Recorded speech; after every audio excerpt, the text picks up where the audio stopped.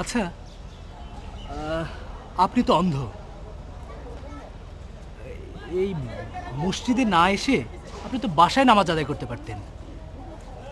আল্লাহ রাসূল সাল্লাল্লাহু আলাইহি ওয়াসাল্লামের অনুমতি নেই।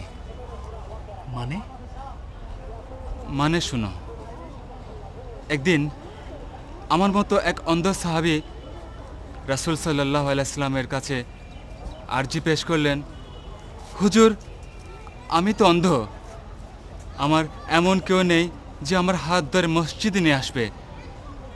আপনি যদি অনুমতি দিতেন, অন্তত এশার নামাজটা আমি বাড়িতে আদায় করতাম। তখন রাসূল সাল্লাল্লাহু আলাইহি ওয়াসাল্লাম কি বললেন? তখন রাসূল সাল্লাল্লাহু আলাইহি ওয়াসাল্লাম বললেন, তুমি কি বাড়ি থেকে আজান শুনতে পাও? সাহাবী বললেন, জি হযরত, আজান শুনতে পায়। তারপর রাসূল সাল্লাল্লাহু আলাইহি ওয়াসাল্লাম বললেন, তুমি আজান অনুসরণ করে হলেও মসজিদে এসে নামাজ আদায় করবে। তাহলে তো আপনি ঠিকই করছেন। চলুন, আমি আপনাকে মসজিদে নিয়ে যাব। চলুন। যারা মসজিদে না এসে বাড়িতে নামাজ আদায় করে, তাদের ব্যাপারে রাসূল সাল্লাল্লাহু আলাইহি ওয়াসাল্লাম কি বলেছেন জানো? তিনি বলেছেন, আমার ইচ্ছে করে নামাজের ইমামতিতে কাউকে দাঁড় করিয়ে ও সব ঘরে যায় এবং তাদের ঘরে আগুন লাগিয়ে দেয় যারা মসজিদে না এসে ঘরেই নামাজ আদায় করে।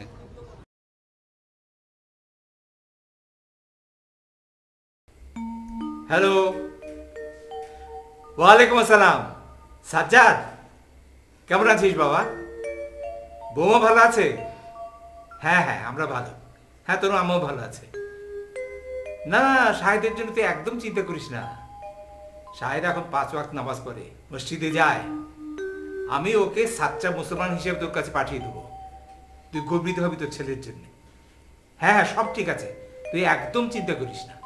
শোন, তোর মার সঙ্গে একটু কথা বল। দেন, আমাকে দেন। কেমন আছিস বাবা? ভালো আছিস? কবে থেকে তোকে দেখি না। তুই দেশে চলে আয়।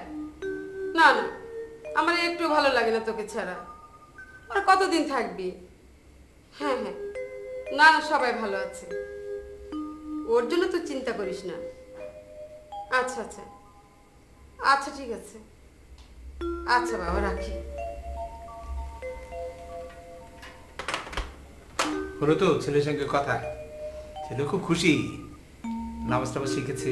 ওখানে নামাজ পড়তো না, এখানে নামাজ পড়ে শিখেছে, মসজিদে যায়। খুব খুশি হয়েছে, আমার খুব ভালো লাগছে। আমারও খুব শান্তি লাগছে।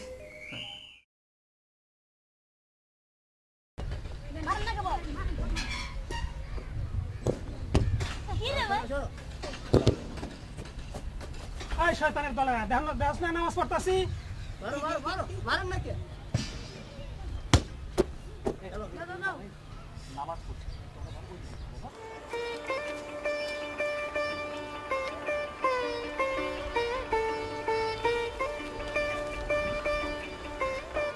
আসসালামু আলাইকুম চাচা।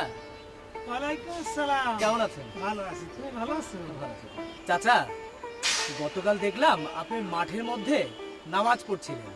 ওই বাচ্চারা খেলছিল, হঠাৎ একটি বল, ফুটবল আপনার নামাজের সামনে দিয়ে গিয়েছিল। দেখো কি কি দুষ্টু পোলাপান। আমি নামাজ পড়তেছি, নামাজের মধ্যে আমার গায়ে বল মারি দিল। আমাদের এই মনোভাব নিয়ে নামাজে দাঁড়ানো উচিত, যেন আল্লাহ পাক আমাদের সবকিছুই দেখছেন। আমরা যে নামাজ পড়ি তাও আল্লাহ দেখে। অবশ্যই দেখেন। শুধু নামাজ না, আমরা যা কিছুই করি না কেন সবকিছুই আল্লাহ পাক দেখেন। তওবা তওবা, আমি আর জীবনে নামাজের মধ্যে কথা কব না।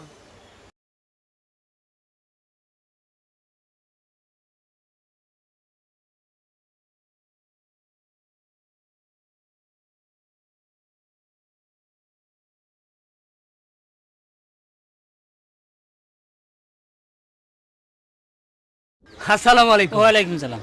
চাচা, এতক্ষণ নামাজ পড়ছিলেন? জি জি জি বাতিজা। কিন্তু এত দ্রুত নামাজ? চাচা, নামাজ তো পড়তে হয় ধীরস্থিরভাবে, বিনয়ের সাথে। কিন্তু আপনি যেভাবে নামাজ পড়লেন, আমার তো মনে হয় আপনার নামাজ বরবাদ হয়েছে। আমি তো বাপু সারা জীবনে এই রকমের তাড়াহুড়া করে নামাজ পড়ি, কাজ কামের ভিড়ে সময় পাই না। তাহলে কি আমার সারা জীবনের নামাজ বরবাদ হয়ে গেছে? চাচা, এইভাবে তাড়াহুড়া করে নামাজ পড়লে কি আল্লাহ নামাজ কবুল করবেন? ঠিক আছে বাপু, আজ থেকে আমি ধীর স্থিরভাবেই নামাজ পড়বো।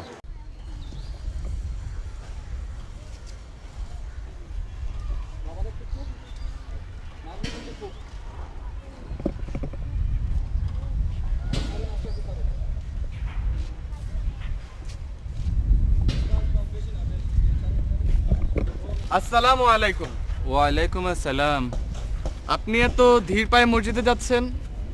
ও, আপনি তো দেখতে পান না। না বাবা, অন্ধ বলে ধীর কদমে যাচ্ছি না। প্রথম কদমে একটি গুনাহ মাফ হয়, দ্বিতীয় কদমে একটি সম্মান লাভ হয়। মসজিদে যাওয়া আসায় যত কদম হবে তত গুনাহ মাফ হবে এবং তত সম্মান লাভ হবে।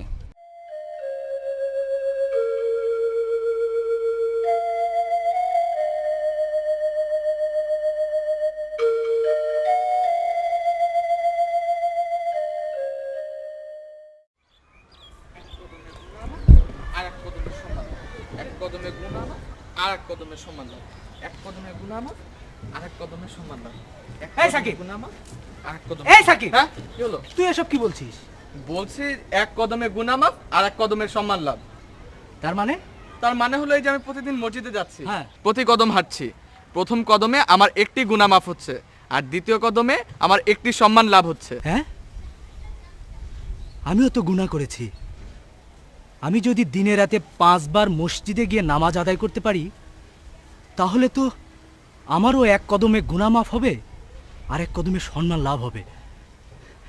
এ সাকিব, চল আমিও তোর সাথে পা মিলাই। চলো। নে, এক কদমে গুনাহ মাফ আরেক কদমে সম্মান লাভ, এক কদমে গুনাহ মাফ আরেক কদমে সম্মান লাভ, এক কদমে গুনাহ মাফ আরেক কদমে সম্মান লাভ, এক কদমে গুনাহ মাফ আরেক কদমে সম্মান লাভ, এক কদমে গুনাহ মাফ আরেক কদমে সম্মান লাভ, এক কদমে গুনাহ মাফ আরেক কদমে সম্মান লাভ, এক কদমে গুনাহ মাফ আরেক কদমে।